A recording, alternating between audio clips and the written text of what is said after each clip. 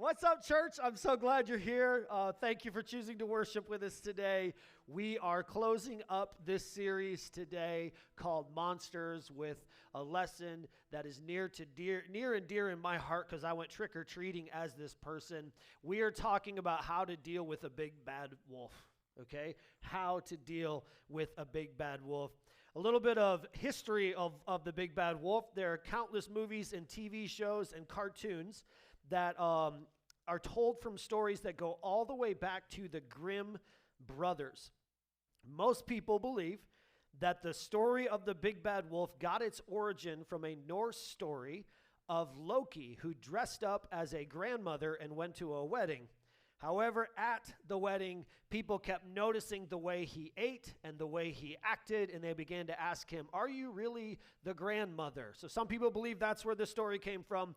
Some people believe it came from a story of how a wolf every night would swallow the sun, but every morning a lumberjack would cut the wolf open and the sun would reemerge. Others trace it back to different ancient stories that I think are probably more accurate, that were designed to keep kids from entering forests when predators were a very real concern, and both the parents were working extremely hard to try to provide just simple food for themselves. So they told stories that would keep their children from wandering off into the forest during the day. Either way, most of the time, the big bad wolf is either blowing down the house of the three little pigs, or he is disguising himself as the sweet grandmother to eat Little Red Riding Hood. And he reminds me of Goliath. The big bad wolf reminds me of Goliath. So if you'll read first with me, 1 Samuel chapter 17, verse 41, see if you can pick up how Goliath might be the big bad wolf.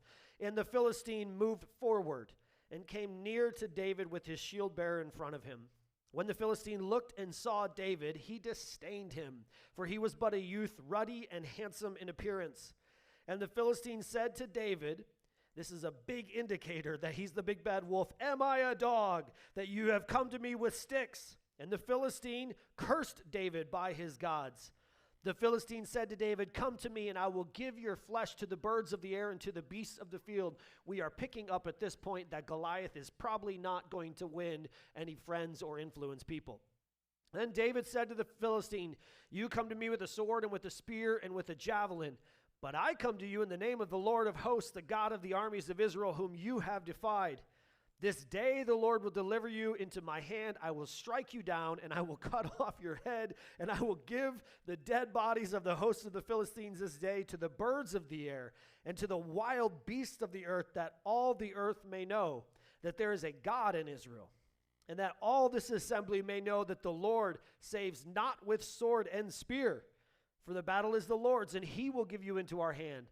When the Philistine arose and came and drew near to meet David, David ran quickly toward the battle line to meet the Philistine. That is so interesting to me, that David ran towards him. David put his hand in his bag and took out his stone and slung it and struck the Philistine on his forehead. The stone sank into his forehead, and he fell on his face to the ground. I mean, this is a intense story. You'd have a hard time finding any story like this. Even if you watch, any of the new shows, like this story is an intense story. And I think that Goliath reminds me of the big bad wolf because he loves to devour people. And this is what big bad wolves do. They love to devour people. And they usually try at their first meeting to be very, very sweet.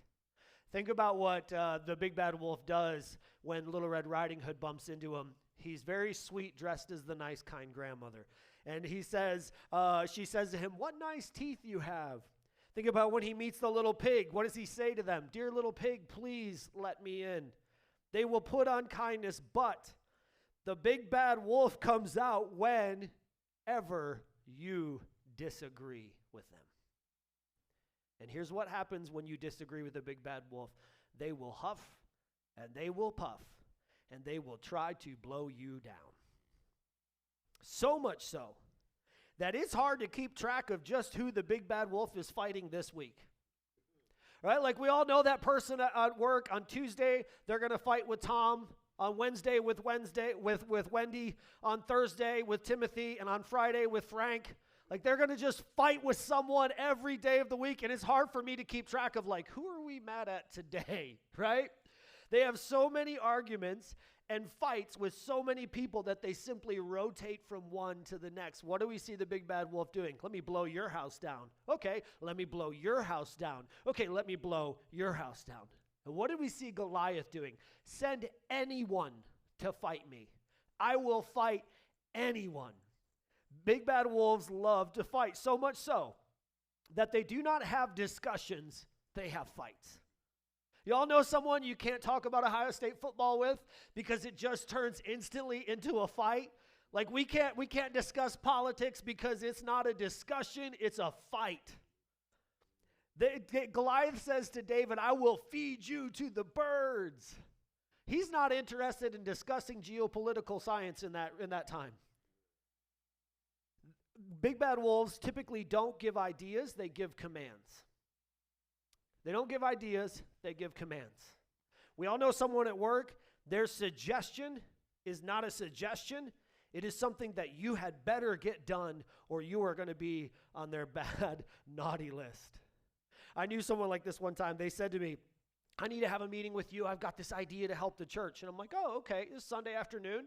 Okay, when do you want to meet? They said, tomorrow.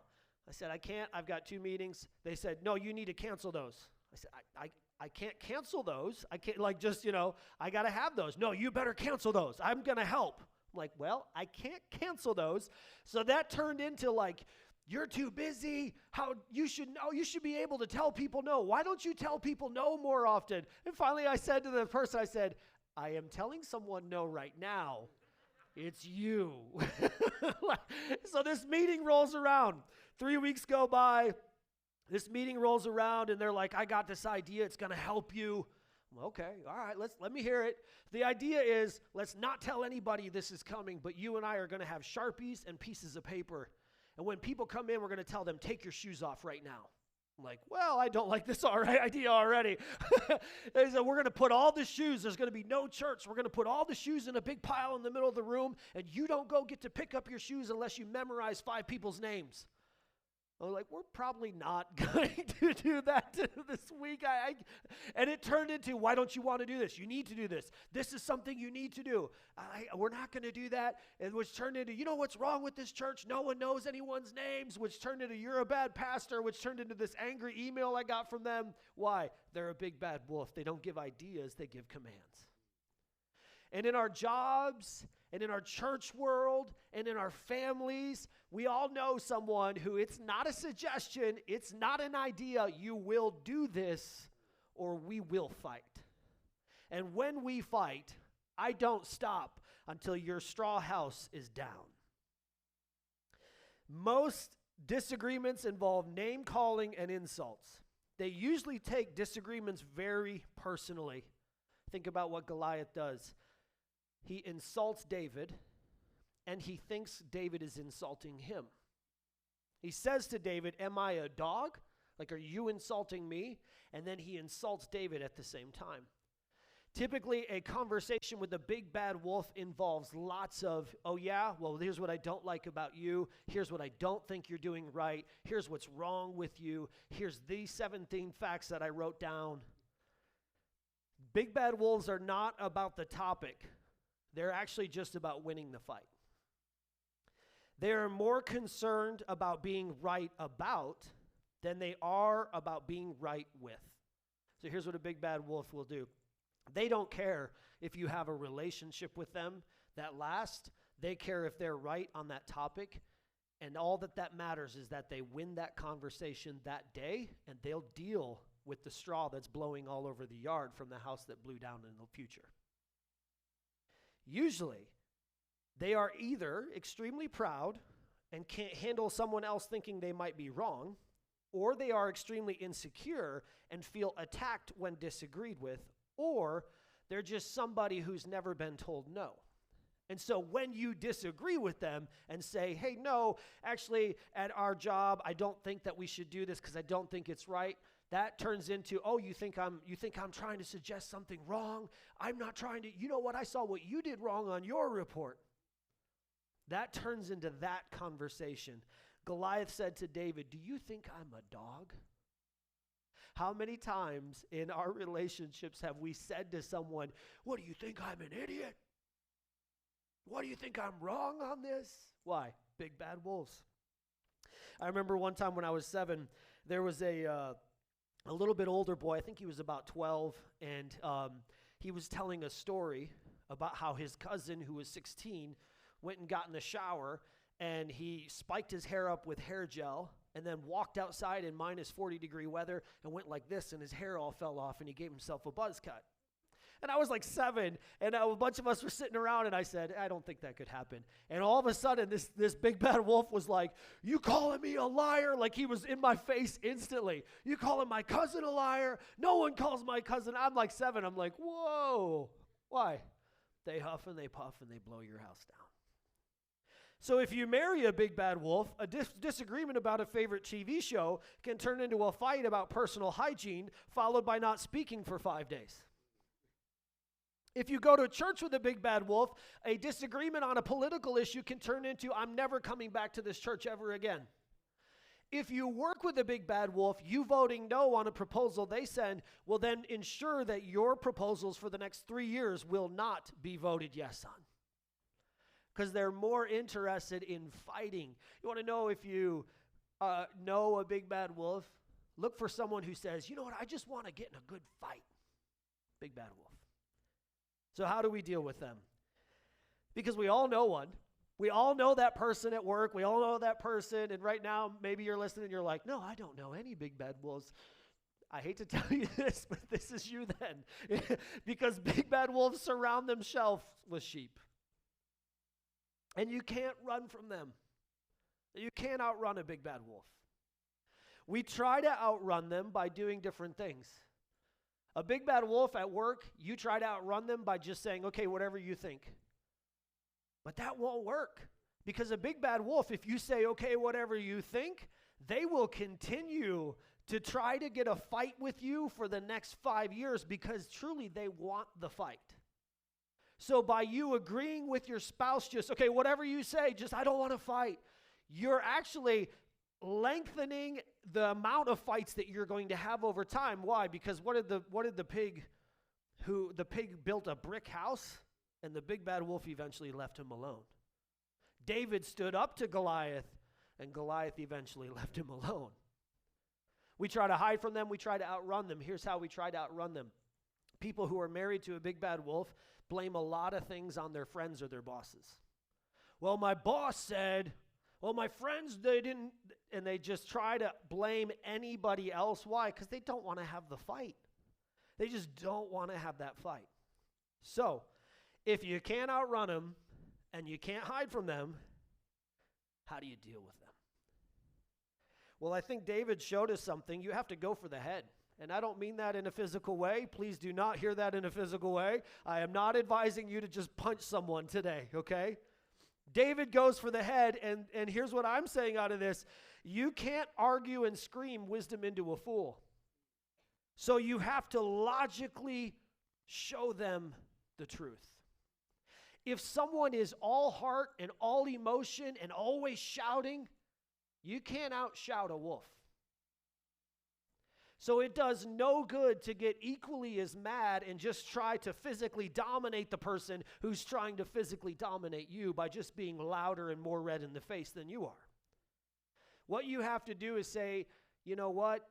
We're going to talk about that, and I'm going to figure out, and I'm going to bring up my 7 points on why, and have a logical conversation with them," because typically they want to be right.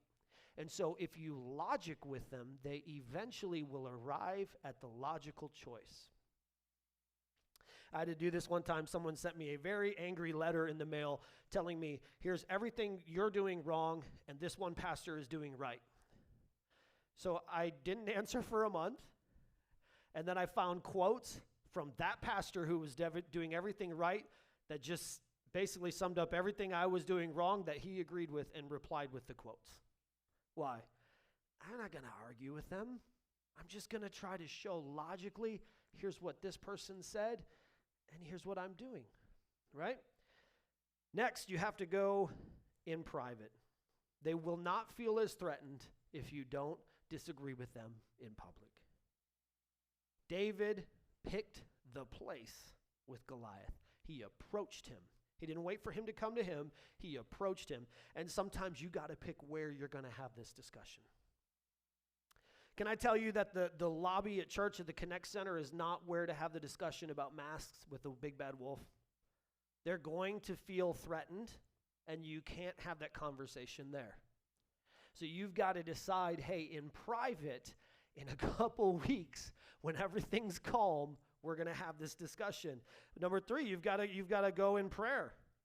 Go to God before you go to them or about them. Before you go about them to somebody else, go to God and say, God, please give me wisdom on this. Before you decide, hey, we're going to have this discussion, have a discussion with the creator of the universe. He has so much more wisdom to offer than we ask him for. So we've got to pick where, and then we've got to pick who.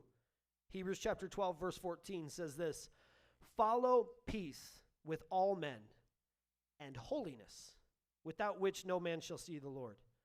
Philippians 2, verse 3 says, let nothing be done through strife or vainglory, but in lowliness of mind let each esteem others better than themselves.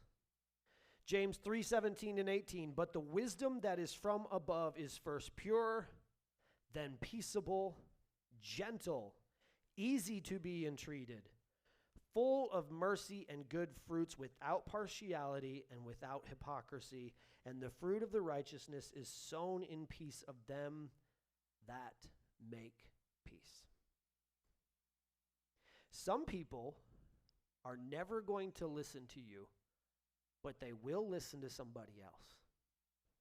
So sometimes you just need to decide, I'm not going to be able to show them the error of their ways, but I know they'll listen to so-and-so. Convince them that it was their idea and that they presented it and it always gets approved, right? I did it. I used to do this. I used to figure out, because there was someone who would say, whatever I brought up, no. So at our job, I figured out whichever pastor out of all of us was in good that month, everything that I thought up became their idea. And I would go to them and say, hey, what do you think about this? Don't you think we should do this? And at the meeting, they would bring it up, and all of a sudden it got approved. Why? Because I don't have to be the one who's right. I just want to do what's right. Is it more important that a person knows what is right, or that they know it was you who told them what was right? If someone's wrong, is it really more important that they know, it was Jason who told them that they need to change? Or is it just important that they learn what actually is right? Then we need to pick why. We need to pick why. We cannot get distracted. There will be battles every time you disagree with them, but David knew exactly why he was fighting Goliath. If you remember 1 Samuel 17, he keeps bringing up, you have defied God. You have defied God. You have defied God. You have defied God. What is David doing? Reminding himself why he's fighting Goliath. You cannot lead anyone. Please hear this if you hear nothing else. You cannot lead anyone if you are too busy fighting with everyone. You cannot lead anyone if you're too busy fighting with everyone. So if you've got a list of 17 people that you're in a fight with, you can't lead anyone because you're so distracted running around fighting different battles that no one is going to actually follow you to the truth. Don't get so busy fighting every battle. Stay focused.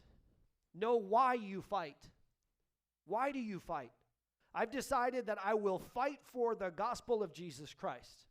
I will have arguments about the gospel of Jesus Christ and almost nothing else. Go ahead and remind me that Michigan got beat by Michigan State, and it will not be a fight because I'm not going to fight you about that, Brandon. I've made up my mind. I'm not going to fight you about your team always beating my team because you know what? In about 3 weeks, the other team is going to beat my team, and it's been happening. So I've decided I won't fight about that.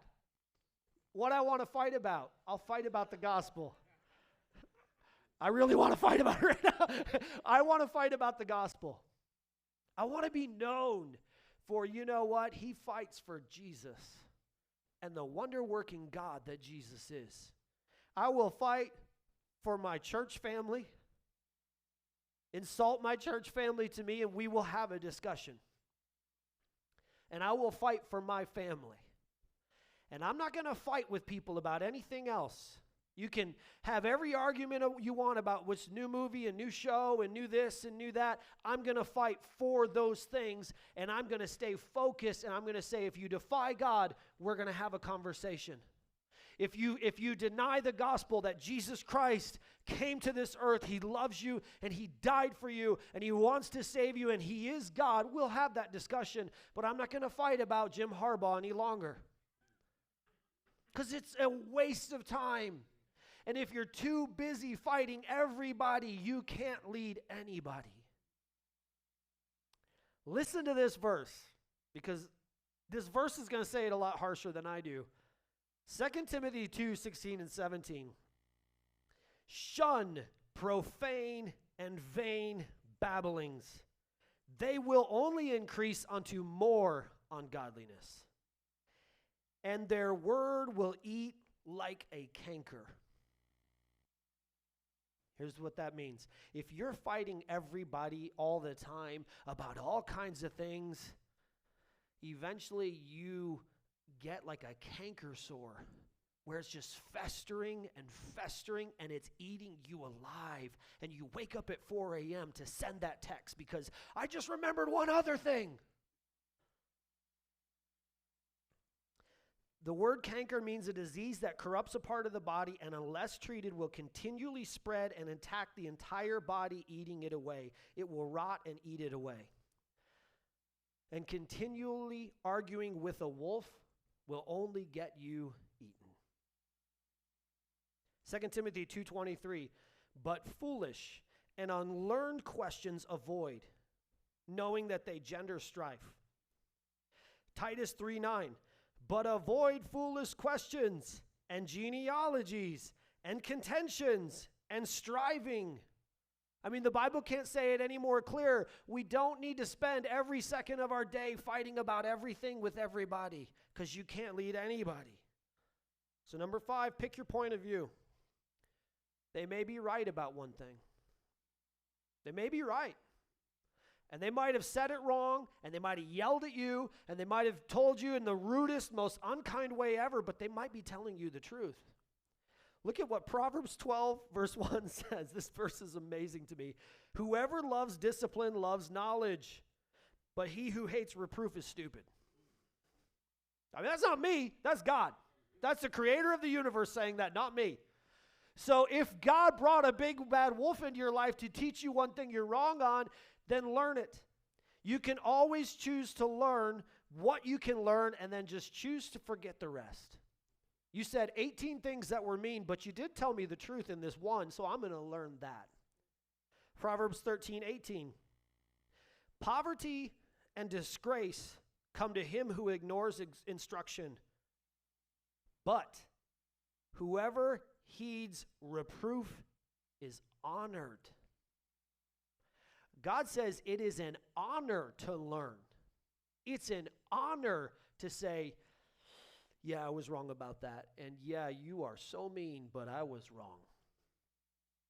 Yeah, you yelled at me in the company-wide Zoom, and then you yelled at me at the company picnic, and then you yelled at me at the company party, and then I wore this thing, and you told me everything wrong I wore to the Halloween company party, but you were right about this one thing, and so I wanted to tell you, hey, you were right, and I'm going to try to learn not to do that anymore. It's an honor for Christians when we do that. At the end of the day, we have to ask ourselves, do you love being right, or do you love learning what is right? You have to ask yourself, which one do you love more? Do you just love being right, like I am right and no one can tell me wrong, or do you love to find out, oh, this is the truth and I just uncovered it? And it was in a painful way, but I found it. There's the truth. It is an honor to recognize that you are wrong and that you can change your opinion. Then 6, you have to pick your scriptures. Psalm 119, verse 165. Great peace have they which love thy law, and nothing shall offend them. James 3:17. We read this earlier, but the wisdom that is from above is purer than peaceable, gentle, easy to be entreated, full of mercy and good fruits, without partiality and hypocrisy, and the fruit of righteousness is sown in peace of them that make peace. If they are a believer, and you are a believer, let the scriptures do your fighting for you. Because if they're a believer, they believe the Bible. So rather than spend 30 minutes yelling till you're blue in the face, allow the Bible to show them the truth. God can speak the truth so much better than I ever could. So rather than, hey, I'm right, you're wrong, name-calling, insults, fights, arguments, cold shoulders for 5 days, here's 2 Bible verses. I think you should check them out. And here's 2 Bible verses that I'm checking out because I'm trying to make sure that I learn what's right as well. Do you need to see things your way, or do you need to see things the right way? That's the ultimate question. Is it about me being right, or is it about we just want to learn what is right? Lastly, remember whose opinion truly matters. Psalm 16:7, when a man's ways please the Lord, he makes even his enemies to be at peace with him. At the end of the day, it is God's opinion that matters. And sometimes shouting at a big bad wolf and threatening to blow their straw house down because they're blowing your straw house down will get you nowhere. And pointing out the grandma's big ugly teeth will only get you eaten.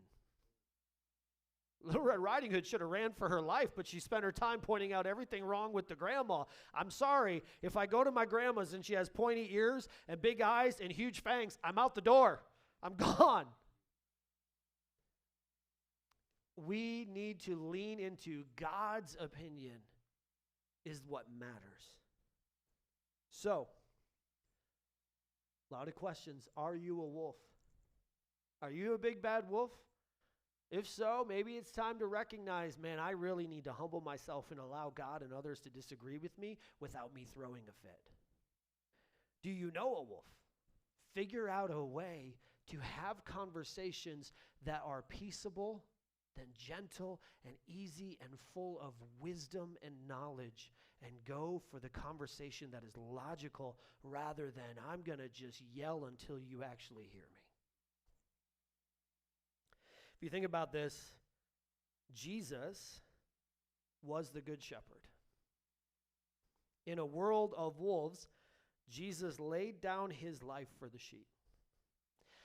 Could have spent his time constantly reminding us what's wrong with us every day of the year. He would have been right to do that because he's God. He could follow us around saying, you're wrong, you're wrong, you're wrong, you're wrong, you're wrong. And instead, what did he do? He laid down his life for the sheep. He loved us so much. And how did he show us what is true in today's world? He left us the scriptures. Because if we believe that God created us and that this is his book, he knows that we will then learn what is right by absorbing and reading and studying his book, rather than by just blaring out everything we do wrong all the time. The truth is in the scriptures. And I think that we remember his death on days like this. So we're about to take communion. I'm going to have the worship team come up here in just a minute. But before they do, let me just, as we get ready to close the service out, let me just remind you that what we celebrate about God is that he had conversations that led to growth and wisdom in people like Peter, who was always trying to fight everybody. But we find Peter at the end of his life writing books that are full of wisdom and righteousness and full of truth in a great and good way. You could argue that he turned Peter from being a big bad wolf into being one of the leaders of this church. And he loved him and he died for him to show him the ultimate way. What is the way? For us, It is to recognize that Jesus Christ came to this earth as God. He lived and he died for us. And he did so to change us and to give us a home with him forever. Then he left us his scriptures in the Holy Spirit to guide us and to show us how to live peaceably in a world where there is no peace. So we're about to do something here. We're going to celebrate and remember what he did. We are going to remember that he died for us.